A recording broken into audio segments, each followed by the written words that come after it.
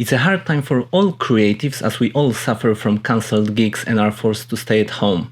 I want to make this time more educative and I ask my Facebook group members if they have any questions related to Timelapse or Hyperlapse.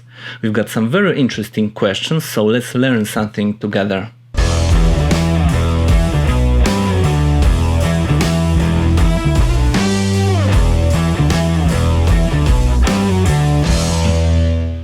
Pav asks, my question is, what is the main method you use for creating your hyperlapses? Tripod, handheld, gimbal or monopod?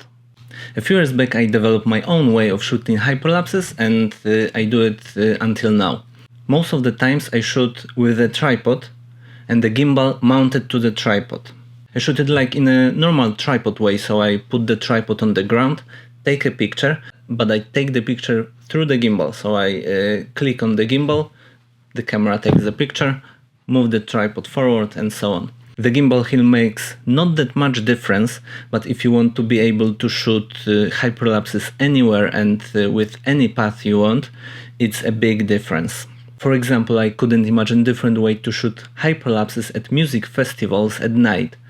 When you're shooting a scene where there are lights everywhere and there isn't any automatic stabilization system that will do that in post, you have to stabilize that pretty much frame by frame. It's way easier if you have gimbal mounted on something. In the case of music festivals, it's monopod for me, because you've got your horizon always leveled. Of course, I also shoot handheld gimbal hyperlapses, so I just hold the gimbal in my hands, but my main method is the tripod with the gimbal.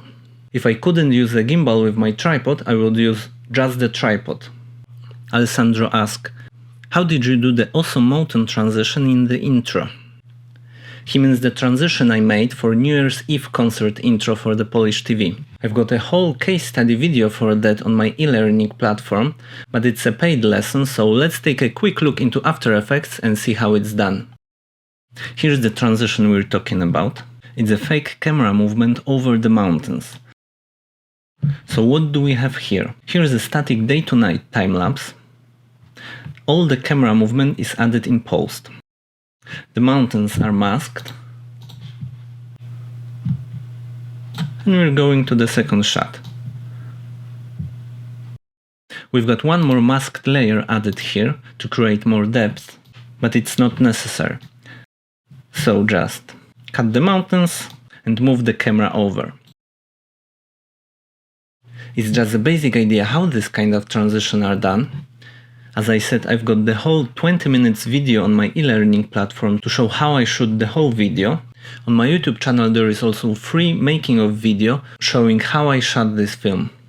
The second part of Alessandro's question is how I merge drone and camera footage, for example like in the picnic video I posted yesterday. Combining drone and ground shots is always about making them work on the location and then polish them in the post-production. So the basic idea is start your ground shot with the same framing you end the drone shot. So in the picnic video he mentioned, I shot the drone first, then take a look at the last frame I've got in the drone footage and try to match the same framing and the same camera movement with the gimbal. To be honest, it wasn't perfect match, I have to spend many hours in After Effects. Let's take a look how it looks in After Effects project. So here's the shot we're talking about. It's not the final version, you can find that on my Facebook page, but it's enough to show you how it's done. We have a transition somewhere here.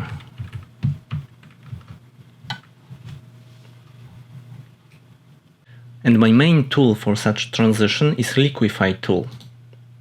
As you see, I have to change the framing to match the ground shot. If you go frame by frame, the transition is visible, but if you play the video, it's pretty good.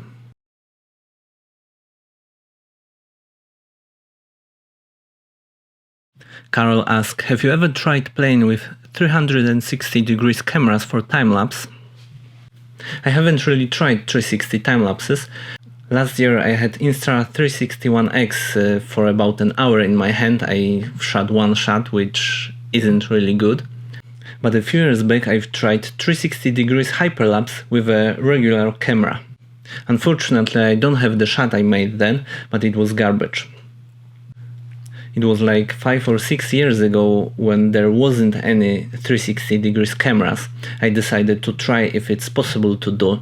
So I take the tripod and decided to shoot it in the only way I knew then, so as a 360 degrees panorama. So I put my tripod in one place, take a picture, rotate the camera, take a picture, rotate the camera to create the whole 360 degrees view, and then combine them in post to create a 360 degree panorama. I've said it was a hyperlapse, so I repeat this process 25 times to create 1 second of footage. So I move the tripod for one step and create again 360 degrees panorama with, I don't know, 10 or 20 pictures. Then again combine it in post and so on. I remember I spent a lot of time on that. In the post-production and shooting I had 970 pictures for the 1 second shot, and I didn't post anywhere the results because it was that bad. So I didn't answer your question at all, but I hope you're glad with the interesting fact. Ryan asks, what's your favorite app for editing hyperlapse sequences? My workflow for hyperlapses I think is industry standard for pro hyperlapsers.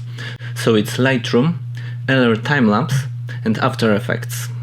In Lightroom and LR Timelapse I edit the photos, and in After Effects I stabilize everything, create transition and so on.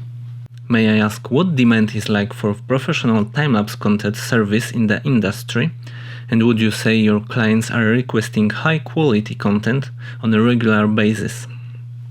When I was starting my filmmaking career, I didn't thought there was a market for just timelapse or hyperlapse photographers. But then I had more and more work just as a timelapse or hyperlapse freelance photographer. And for now, shooting timelapse and hyperlapses is pretty much all I do. So I would say yes, there is a market for that. In my opinion, if you specialize in one thing, for example as I shoot mostly timelapse and hyperlapse, you should provide the highest quality possible. However, for timelapse it's not equal to have the best camera on the market. For the past years I was shooting on Sony a6300, which, as you know, is not the most expensive camera on the market. But if you shoot timelapse and use raw images, even cheap camera can provide you very nice results. Do you fully script every shot prior to action? Generally I like to be prepared for the shooting, but I don't mind changing the shot during shooting.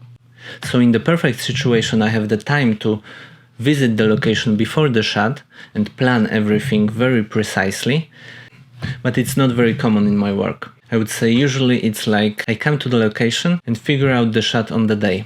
It also depends on what project it is. For example, in Explore Poland, which is a pretty complicated project, I had to have everything pre-planned. For some shots it was planned very precisely, especially when I knew the location. For some shots it was I know how to start and how to end the shot to make the transition between previous and following shot, and I figure out the rest on the location on the day we came there. Thank you very much for all the questions.